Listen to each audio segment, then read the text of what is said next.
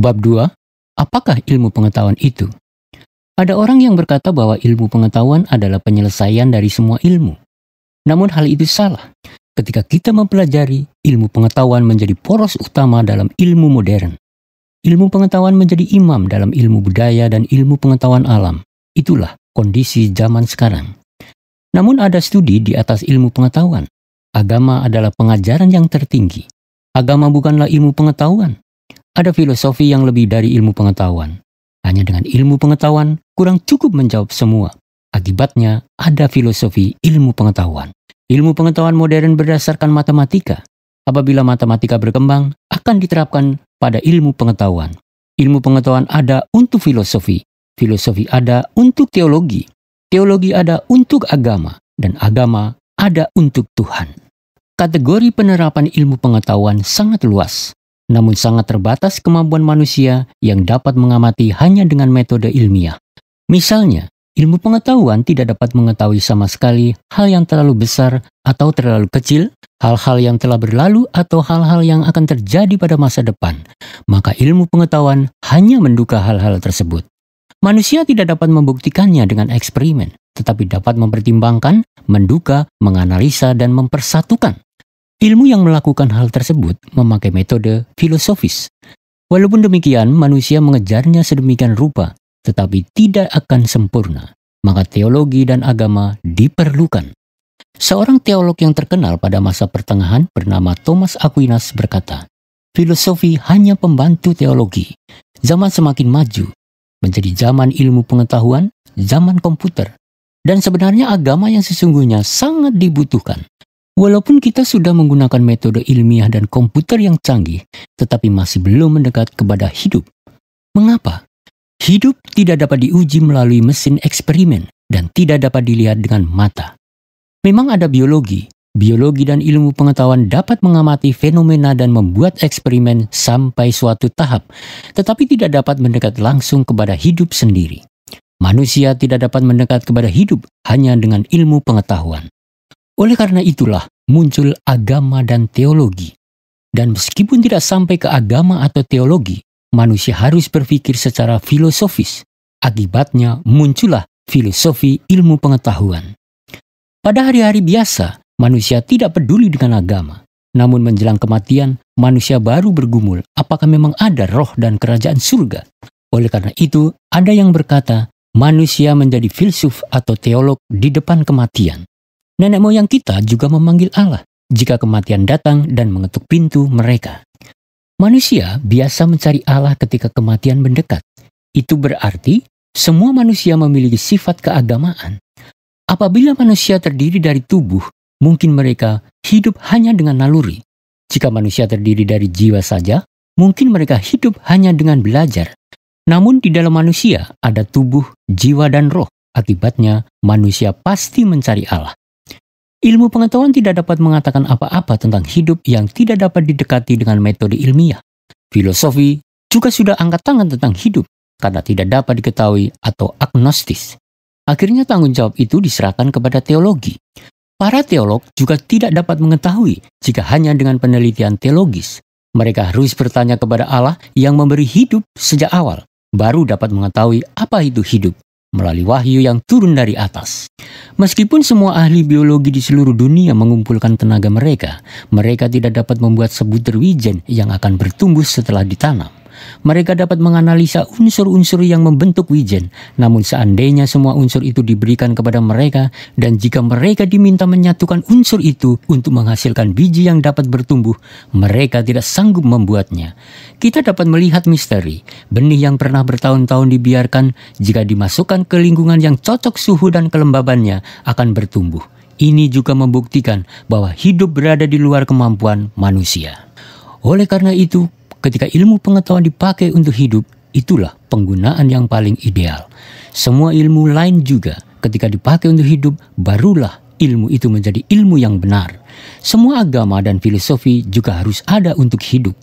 Politik yang menghancurkan hidup bukanlah politik yang benar. Ilmu yang menghancurkan hidup tidak dapat disebut sebagai ilmu. Setiap hal yang menguntungkan semua yang hidup, itulah yang benar. Agama juga dapat disebut sebagai agama yang benar, jikalau agama itu dapat menyelamatkan. Pada masa kini, di banyak tempat di seluruh dunia, banyak kehidupan dihancurkan.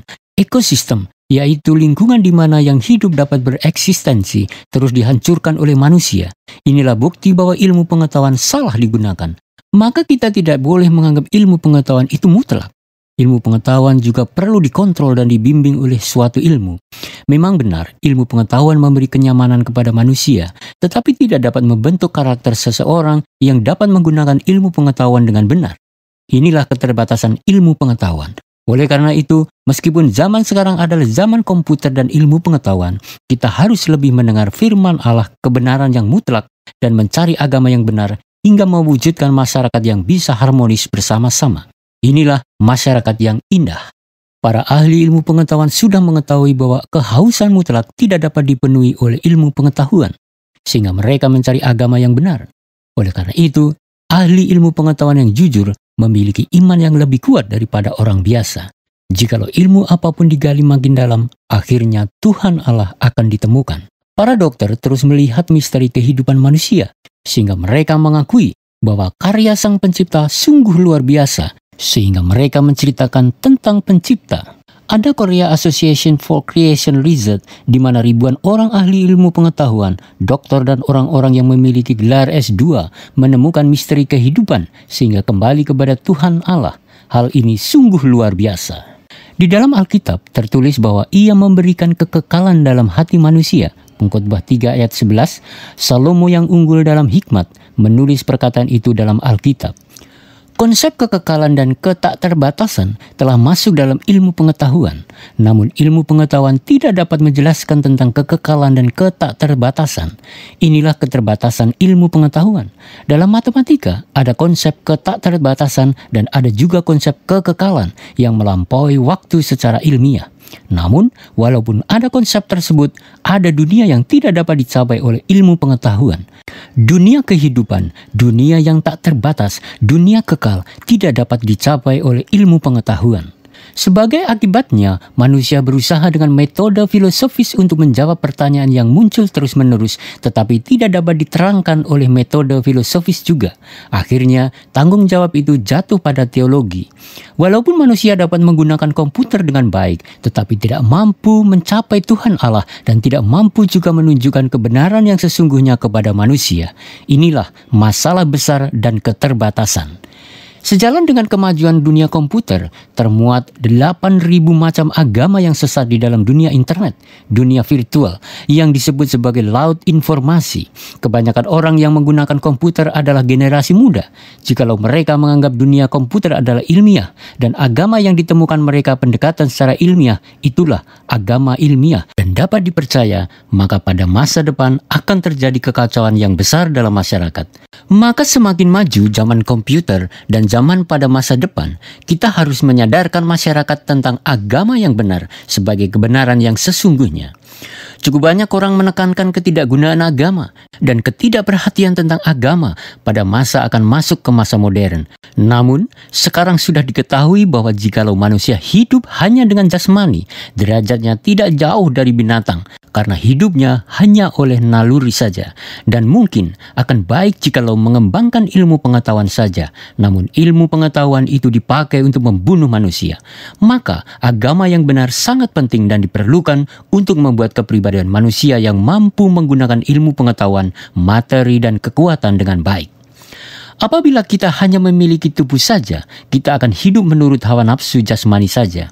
Kita akan menjadi manusia yang rendah, yang hidup sembrono dan dengan naluri secara indrawi. Mereka menganggap dirinya unggul karena mereka belajar filosofi. Namun, akhirnya setelah mereka menerima kebenaran yang ada di Alkitab agama Kristen yang diberikan kepada Israel, baru mereka mengetahui bahwa manusia memiliki tubuh, jiwa, dan roh. Kemudian, terbukalah ladang pendidikan untuk semua manusia. Memang banyak orang mengatakan agama apapun baik, namun pemilihan agama adalah kunci yang memengaruhi arahnya roh. Pemilihan agama sangatlah penting.